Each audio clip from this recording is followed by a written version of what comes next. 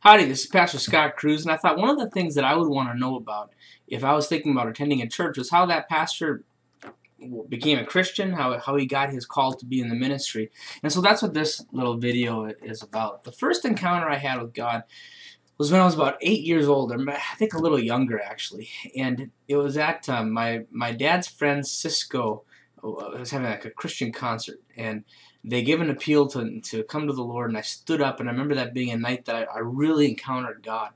A little while after that, I went out to my aunt and uncle's farm, and there was a guy preaching, and he was a Pentecostal, and but God just encountered me that night, and I got baptized that night, and really called to the ministry. And from that night on, I would tell my friends about the Lord, and my mom sometimes would get phone calls because sometimes I come across a little strong, and God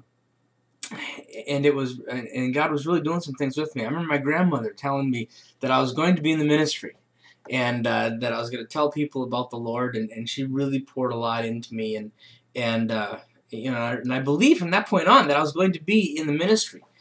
Now, in the years that would follow, I began to have some problems, and I got kind of rebellious and kind of stupid for a few years.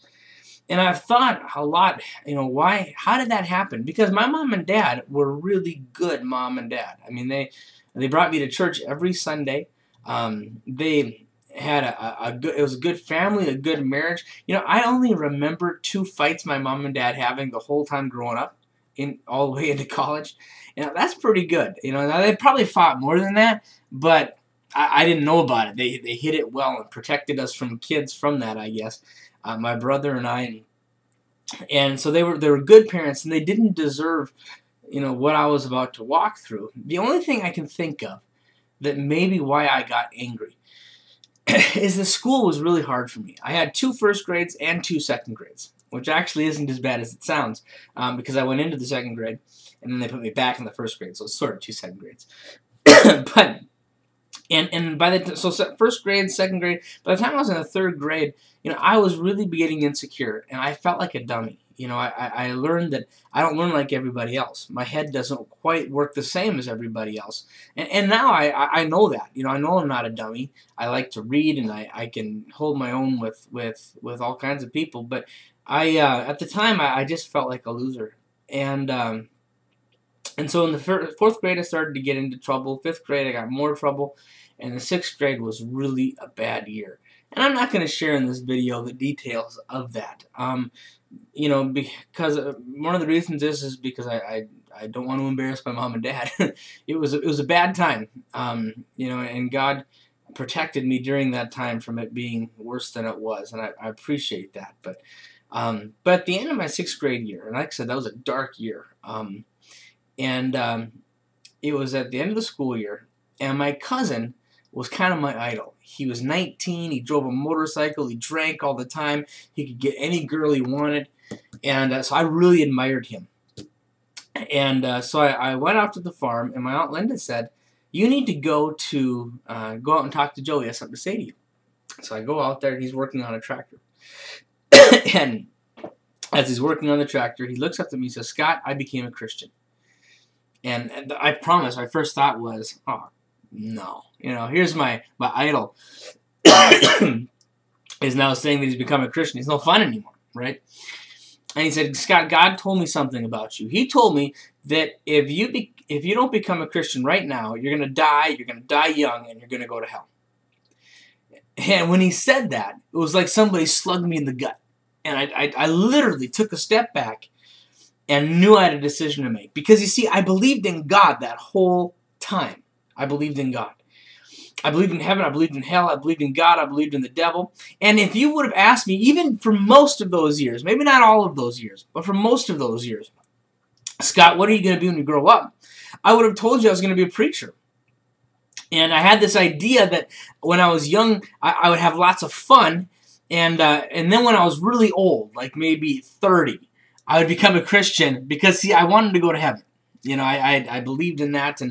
Well, when he said that, it never occurred to me before that I might not make it to being an adult. And that I might be dead first, and then I wouldn't have a chance to repent, and therefore I'd be away from God, and that would be unfortunate. And so that night I went home and I laid awake long time in my bed. And finally I got out of bed, I got on my knees, and I gave my heart to the Lord. And I can tell you that from that night on, I did dumb stuff growing up, but I never backslid. I never turned away from God again. When I did dumb things, I was quick to run back to Jesus. Now, I had a lot of problems. You know, I had been living stupid for a while, and when you live stupid, you pick up baggage. And so I moved from Fargo, and I lived on the farm with my cousin on the farm, and I worked like crazy, and actually would work on the farm, painting houses around Lakes Country all the way through college. Did it every summer, so it was obviously a real positive thing. But during that year, it was sort of a rehab. I was away from my friends. I learned to read the Bible. I learned to pray. I learned to get a hold of God. So when I came back to school again in the 7th grade, I was a completely different person. God had transformed my life.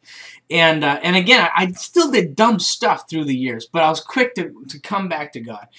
And so I got home, and I lost all my friends because I was a different person. They thought I'd flipped. But then over the next period of time, my friends began to become Christians too. And we started a Bible study. It was on Thursday nights. And it was me and my junior high friends meeting together, and I learned to preach. I learned to lead worship. And I did that 7th grade, 8th grade, 9th grade, 10th grade, 11th grade, 12th grade, into college. Thursday night was Bible study night. And so many adventures I had growing up and having that Bible study. Got to see God change the lives of some of my friends, and God did just wonderful things. And ones who are still serving God, and their lives are still, you know, God is still doing things today. And so I did that all the way through through high school. I got out of high school, went to Morehead State, then went to Global University for Bible College. And after that, I did an internship at First Assembly of God in Fargo on 25th Street, the big church that did all the productions. I did a full-time internship, and they hired me after that internship was done. And then I served 8 years on that staff.